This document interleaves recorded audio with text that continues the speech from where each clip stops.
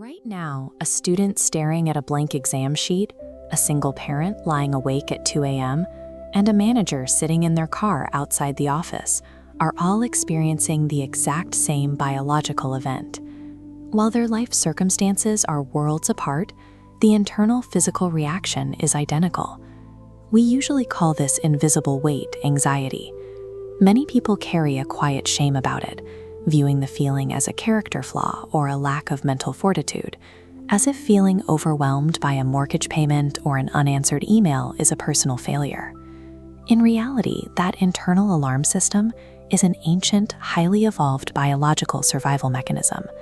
It is the same chemical response that protected our ancestors from famine or physical predators.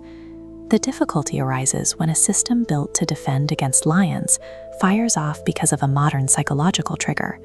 We have to look at what happens when this survival system misfires and how we might encourage our biology to stand down.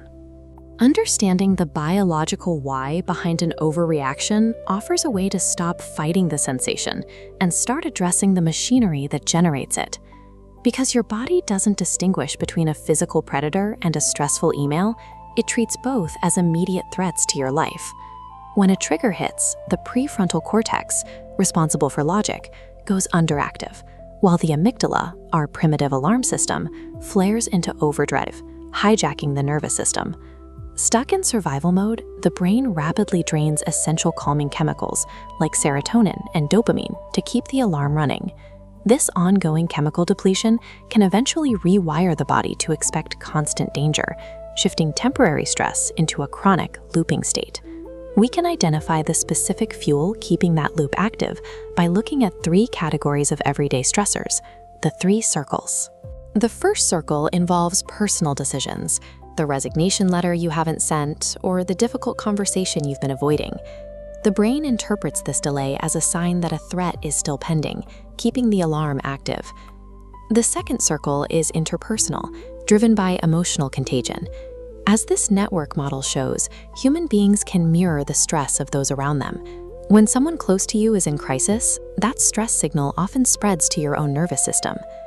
The third circle involves your environment, large-scale forces like economic shifts or corporate layoffs. These macro stressors can leave the brain feeling small and powerless against a giant problem. When these circles compound, the brain searches for ways to numb the overactive survival system. This leads to behaviors like doom scrolling, lying awake with insomnia, or reaching for a drink just to feel normal again. These dependencies and late-night racing thoughts act as downstream symptoms, secondary biological attempts to manage an anxiety loop that hasn't been addressed at its source. We can intervene in this loop using the principle of cognitive reappraisal.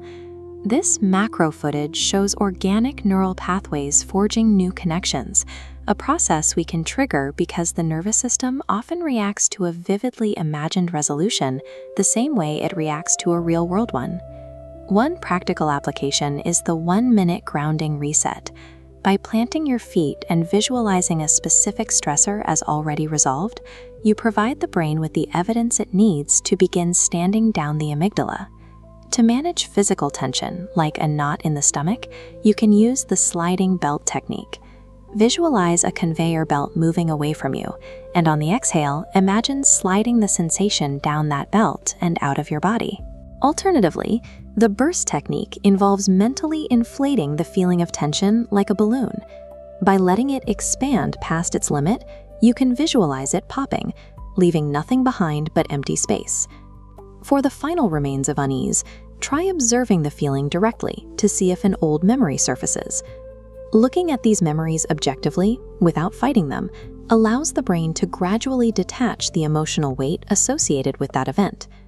When viewed as a signal, anxiety points toward a specific decision, a necessary boundary, or a memory ready for release. Facing it with these tools helps decode the alarm and provides a method to gradually set the weight down.